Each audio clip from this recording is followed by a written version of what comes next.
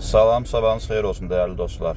Bu videonu çəkməkdə məqsədim dövlət qulluğu haqqında qanunvericilikdə edilmiş sonuncu dəyişikliklərin tərkib hissəsinə daxil olan və bir çox, ümumiyyətlə demək olar ki, hər bir dövlət qulluqçusu üçün maraqlı hesab olunan dövlət qulluğunda dövlət məvacibi ilə bağlı edilmiş dəyişikliklər haqqında bir məlumat verməkdir. Demək, biz bilirik ki, mart ayının 19-unda dövlət qulluğu haqqında qanunda edilmiş sonuncu dəyişikliyə əsasən dövlət qulluğunda dövlət məvacibi ilə bağlı məsələlərlə əlaqədar əməyin ödəniş səviyyələri və pillələri tətbiq edildi. Və hazırda da ayın sonu olduğu, demək olar ki, ayın sonu sayılır və bir çox dövlət orqanlarında kadrlar şöbəsinin, insan resursları şöbəsinin əməkdaşları tabelləri yazarkən görürsən ki, bununla bağlı bir xeyli sayda suallar ortaya çıxır. Bu suallar da hansılardır? Birinci növbədə əsas suallar, daha çox yaranmış suallar əməyin ödəniş pillələrinin müəyyənləşdirilməsidir.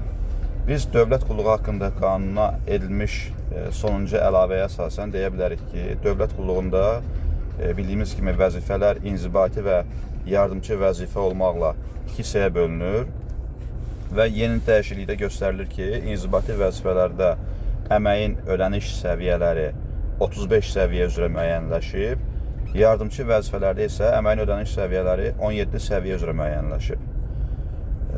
Bundan əlavə də eyni zamanda qanunda göstərilir ki, dövlət qulluğu haqqında qanunda göstərilir ki, əməyin ödənilməsi ilə bağlı eyni zamanda həm də 7 dənə ödəniş pilləsi var.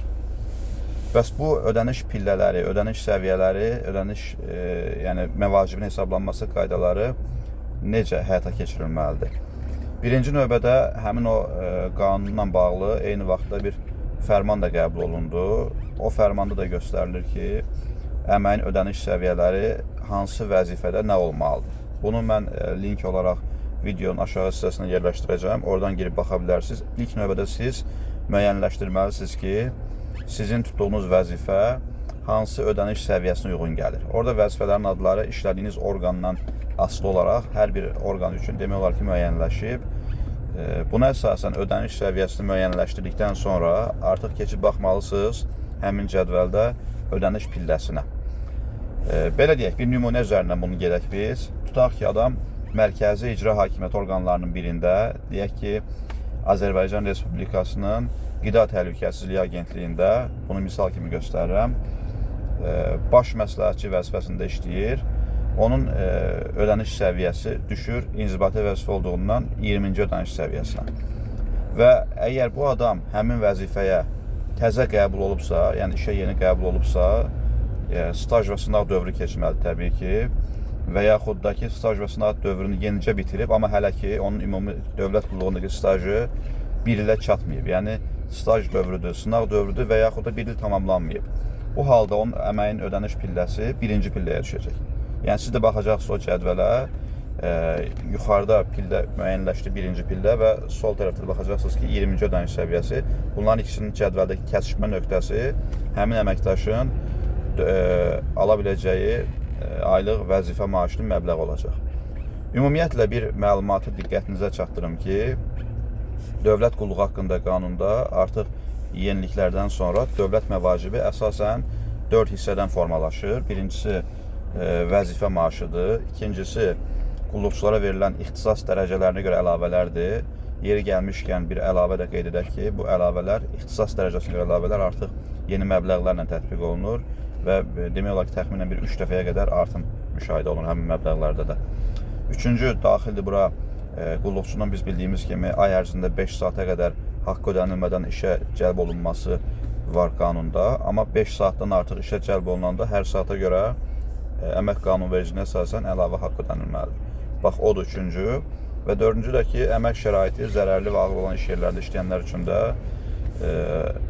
bazı aylıq vəzifə maaşının 50% həcmində də əlavələr ödənilir. Yəni, 4 dənə bu tərkib hissəsindən ibarətdir qulluqçunun aylıq dövlət məvacibi. İndi isə gərək burada ödəniş pillələrinə görə məvacibin müəyyən olunmasına, ödəniş pillələrinə görə dediyimiz kimi 7 pillə var. Amma bu 7 pillə bütün dövlət orqanlarında tətbiq edilir, yoxsa yox? Əsas məsələ bax buradadır. Yadda saxlamaq lazımdır ki, yardımçı vəzifələrdə stajdan asılı olaraq bu 7 pillə hər bir halda tətbiq olunur. 7 pillə necə bölünür? Bunu cədvələ baxsanız da görə bilərsiniz, amma məlumat kimi mən deyim. Birinci pilləyə aiddir 1 ilə qədər stajı olanlar, staj və sınav dövrü də burada daxildir. İkinci pillə 1 ildən 5 ilə kimi, üçüncü pillə 5 ildən 10 ilə qədər, dördüncü pillə 10 ildən 15 ilə qədər, 5-ci pillə 15 ildən 20 ilə qədər, 6-cı pillə 20 ildən 25 ilə qədər və 7-ci pillədəki 25 ildən yuxarı. Əgər bir qulluqçunun dövlət qulluğunda bu qədər qulluq stajı varsa, bu əmək stajı deyil, buna diqqət edin ki, bu dövlət qulluq stajından bəhs edir. Bu qədər dövlət qulluq stajı varsa, onun pilləsi dediyim kimi müəyyənləşəcək. Bax, bu yardımçı vəzifələr üçün hər bir halda həmin bu ödəniş pillələri keçərlidir. İnzibati vəzifələrə gəldikdə isə, inzibati vəzifələr üzrə yalnız ali kateqoriya orqanlarda çalışan dövlət qulluqçuları üçün bu 7 pillə tətbiq olunur. İndi sual yaranır ki, bəs digər dövlət orqanlarında çalışanlar üçün ödəniş pillələri necə müəyyənləşəcək? O halda biz diqqət eləməliyik həmin orqanların kateqoriyasına. Yəni, bizim az əvvəl qeyd etdiyimiz kimi, ali kateqoriya dövlət orqanlarında ödəniş pillələri yardımçılarla eyni olduğu kimi 7 pillə üzrə ödənilir. Yəni, stajından asılı olaraq, dövlət qulluq stajından asılı olaraq 7 pillə üzrə müəyyənləşir. Amma digər dövlət orqanlarında, yəni ali kateqoriya orqanlar istisna olmaqla, digər dövlət orqanlarında inzibati vəzifələr üzrə ödəniş pillələri indi mənim qeyd edəcəyim kimi formalaşacaq. Birinci növbədə birinci ödəniş pilləsi, buna bəzən bazı aylıq vəzifə maaşı deyirlər. Birinci ödəniş pilləsi inzibati vəzifələrdə ali kateqoriya istisna olmaqla digər orqanların hamısında olacaq, staj sınaq dövründə olanlar üçün və 1 ildən az dövlət qulluğu stajı olanlar üçün. İkinci ödəniş pilləsi 1 ildən 5 ilə kimi dövlət qulluq stajı olanlar üçündür. Üçüncü ödəniş pilləsi 5 ildən 15 ilə qədər, artıq burada görürsünüz dəyişdi. Üçüncü ödəniş pilləsi 5 ildən 15 ilə qədər olanlar üçün tətbiq olunur və dördüncü ödəniş pilləsi isə 15 ildən yuxarı nə qədər olmasından asılı olmayaraq, 30 il dövlət qulluq stajı olsa belə, dördüncü ödəniş pilləsi də 15 ildən yuxarı qulluq stajı olanlar üçün tətbiq edilməlidir. İndi sual verilir ki, onda həmin o orqanlarda, yəni ali kateqoriya istisna olmaqla digər dövlət orqanlarında inzibati vəzifələr üzrə ödəniş pillələri 4-dən yuxarı qalxa bilməz. Təbii ki, qalxa bilər. Artıq bu 4-dən yuxarı ödəniş pilləsinin tətbiq edilməsi bu il yox, növbəti ildən etibarən mümkün olacaq. Bu da nəyə görə belədir? Çünki qanunda qeyd edildiyi kimi deyir ki, qulluqçunun xidməti fəaliyyətinin qiymətləndirilməsi aparılır. Biz bunu bilirik də, hər təqvim ilinin sonunda qulluqçuların qiymətləndirilməsi aparılır. Bu qiymətləndirilmənin nəticəsinə görə hər təqvim ilinin sonunda artıq bu qiymətləndirmə müəyyənləşir. Əgər qulluqçu bu il əla qiymət aldısa, növbəti il artıq fevralın 1-dən ştat cədvəli təsdiq edilərək ona növbəti ödəniş pilləsi verilə bilir, stajından asılı olmadan və yaxud da 2 il ardıcıl şəkildə, həm bu il, həm də gələn il ardıcıl şəkildə yaxşı qiymət aldısa, yəni 4 qiymət aldısa qiymətləndirmənin nəticəsində, o halda ondan sonraki ildən etibarən yenə də buna növbəti ödəniş pilləsi verilməklə stajından asılı olmadan buna həmin pillə tətbiq oluna bilər, daha yuxarı pillə tətbiq oluna bilər. Qiymətləndirmənin nəticəsində daha yuxarı pillənin tətbiq olunması qulluq keçdiyi dövrdə 3 dəfə mümkündür. Yəni, 3 dəfə sən tutaq ki, əla qiymət aldın, hər dəfəsində vaxtından əvvəl sənə pillə verildi. Bu artıq sən bundan sonra 4 dəfə, 5 dəfə alsan belə bu pillənin artırılması tətbiq edilməyəcək. Tutaq ki, bir nümunə üzərindən mən deyim sizə. Adamın dövlət qulluğunda 2 il qulluq stajı var. Bu düşür neçənci pilləyə? 2-ci pilləyə.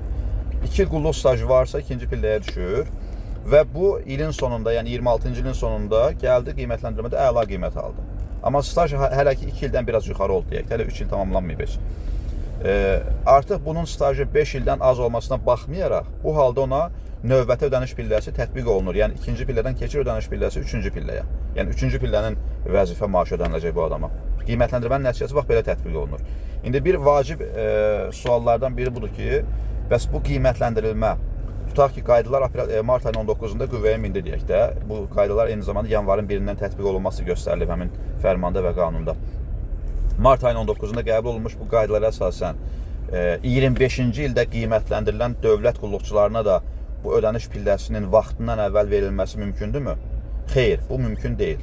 Artıq o qiymətləndirilmə yalnız bundan sonraki dövrdə həyata keçirilənlər üçün şamil olunacaq və bir nüansı da diqqətdə saxlamaq lazımdır ki, qiymətləndirilmə zamanı, yəni ümumi həmin dövlət orqanı üzrə qiymətləndirilən dövlət qulluqçularının sayının 10% əla qiymət ala bilər və 10% də maksimum yaxşı qiymət ala bilər. Digər yerdə qalanlar əla və yaxşı qiymət ala bilməz. Məsəl üçün bir nümunə üzərindən gedək. Deyək ki, bir dövlət orqanında 200 nəfər əməkdaş var. Bu 200 nəfər əməkdaşın 150 nəfəri qulluqçudur və ilin sonunda 150 nəfər dövlət qulluqçusunun xidməti fəaliyyəti qiymətləndirilir. Bax, bu 150 nəfərdən 10% götürülərsə, 15 nəfərə sən maksimum əla qiymət verə bilərsən və 15 nəfərə də yaxşı qiymət verə bilərsən ilin sonunda. Yəni, bununla bağlı bir məhdudiyyət müəyyənləşdirilir. Bundan artıq adama, qulluqçuya sən əla və yaxşı qiymət verə bilməzsən. Bax, ödəniş pillələri, ödəniş səviyyələri bu qaydada tətbiq olunur. İndi düzdür, orada ola bilsin ki, sizin situasiyanızda fərqli suallar yarana bilər. Bununla bağlı suallarınız olarsa, videonun aşağı hissəsində, rəy bölməsində yazmaqla soruşa bilərsiniz. İmkan daxilində ən qısa müddətdə sizin də suallarınıza, o fərdi yaranmış suallarınıza cavab verməyə çalışacağım. İzlədiyiniz üçün təşəkkürlər. Ümid edirəm ki, sizin üçün faydalı oldu. Sağ olun.